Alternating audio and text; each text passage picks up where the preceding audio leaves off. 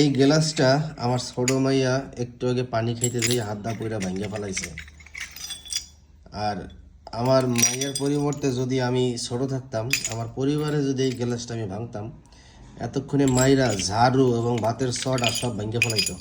এরকম ছোটোবেলায় অনেক মাইর খাইছি।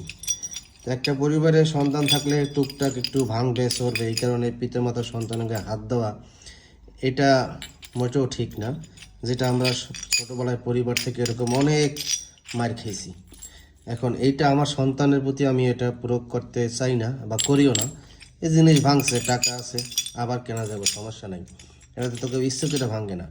এগুলো প্রত্যেক গার্জিয়ানদের একটু বোঝা উচিত, সতর্ক থাকা উচিত।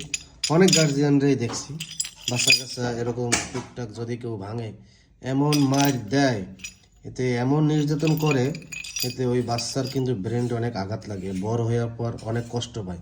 যে কষ্টটা কিন্তু এখন আমি পাইতেছি, সেই ছোটোবেলার কথা মনে পড়ছে। এই জায়গায় যদি আমি থাকতাম, এতক্ষণে ঝাড়ু, এই যে ঝাড়ু, এই ঝাড়ু মনে করেন যে ভাঙ্গে ফেলাইতো মাইরা, অথবা ভাতের চড়া ইচ্ছা মতন মারতো। তো গার্জিয়ানরা সবাই একটু খেয়াল করবেন। জিনিস ভেঙে গেলে টাকা দিয়ে আবার জিনিস কেনা যাবে, কিন্তু বাচ্চারা আঘাত করার পর ওই বাচ্চা যে কষ্ট পাবে, আমি যেমন এখন বড় হওয়ার পর কষ্ট পাইতেছি, এই কষ্ট কিন্তু জীবনেও মুছবে না।